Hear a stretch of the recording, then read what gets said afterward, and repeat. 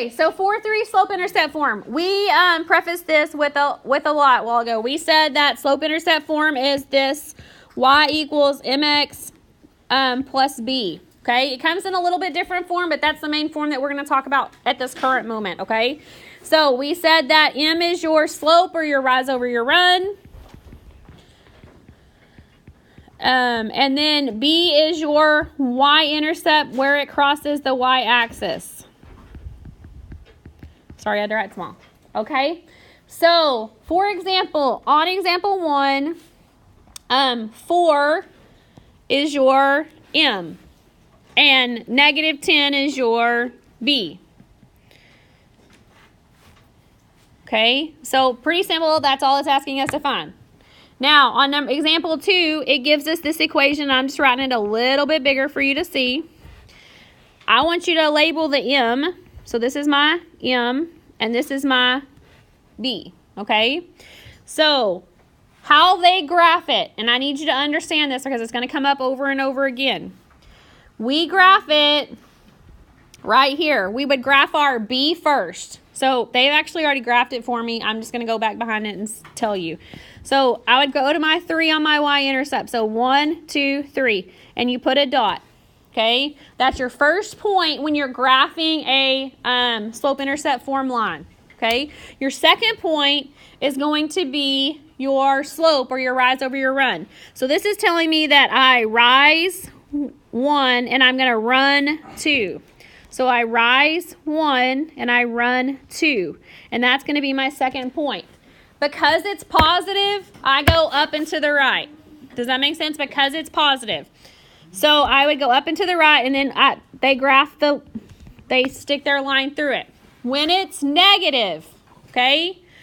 So hold on, let me stick with this. Up and to the right is positive. Also, down and to the left is positive.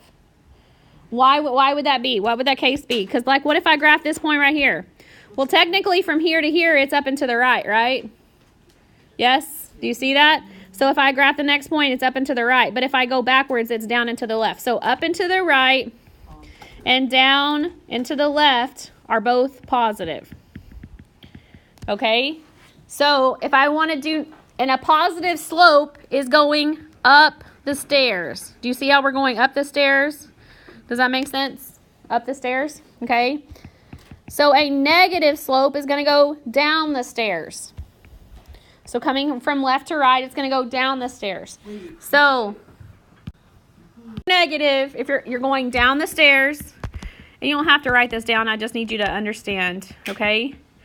Which would be down and to the right, or up and to the left. So if I'm going to just draw one on here, just for grins. If I went this way, this would be a negative slope. Okay? Are you with me there? Okay? So, what we're doing on the rest of the paper, all we're doing is identifying the slope and the y-intercept. So, on this one, we're identifying the slope and the y-intercept. So, my slope is -5, and we're going to put it over 1. Why am I putting it over 1? Because I want it in rise over run form. Does that make sense? So I'm saying I'm rising -5, and I'm running 1. So this is rise over 1. My y-intercept, it always includes the number in front of it. So this happens to have a negative in front of it, so my y-intercept would be -1. Okay, on 2. My slope is -1 over 1. Number 2. Now you're going to have 1 over 1. Now, I don't have a y-intercept. So if I don't have a y-intercept, it's going to go through 0. Does that make sense? So my y-intercept is going to be 0. Okay? That means it's going to go through the center. And it actually later we're going to talk about it. That means it's proportional. We'll hit that again. Okay? So right here on number 3, now my slope is -2 over 3. And my y-intercept is 8. Okay. On number 4, my slope is Okay, and we're going to have to convert it, because what form should it be in? Okay, can I do it? Yes, I need to treat it like I'm solving for y instead of solving for x like we did before. So I'm going to move the negative 4x over. I'm going to say plus 4x, plus 4x. And I'm going to get y equals, and I'm going to rework it to look. So now it looks like that form, right? Okay, so what's my slope? 4 over 1. And what's my y-intercept? 6. Oh my gosh, I don't know why I wrote a B. Sorry. 6. Why is there so many Because it happens. Okay, look at the last piece. Now, there it gives me some graphs. We're going to graph it. But the very first thing, before you graph anything, I need you to write the M and the B. Why? Because it helps you. I promise it will help you. So I'm going to say M and B. M and B. So my M on 5 is going to be negative 2 over 1. And my B is going to be 0 because there's no y-intercept. So if I go up to 0, because that's where it's my y-axis.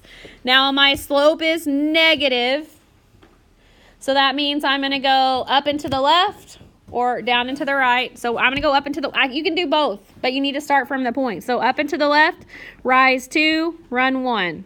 Rise 2, run 1.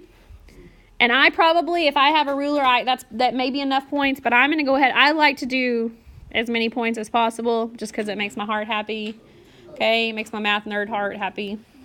So right here, I'm going to go through and I'm going to connect those points and make my line. Okay. So that looks pretty good to me. Are you good with that? Yeah. If you need to pause it right here because you need a few more minutes, then go ahead and do it. Here's the last one. So M is negative 3 over 1. Okay, and then my B is positive 1. This one happens to be negative 2, so that's okay. So we're still going to go to positive 1 and put a dot. And then we're negative, so I'm going to rise 1, 2, 3 and run to the left.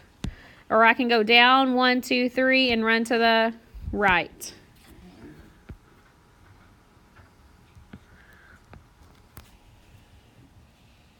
Okay, and it's because it has a negative slope. It's going down the stairs. Okay, if you have any questions, please ask.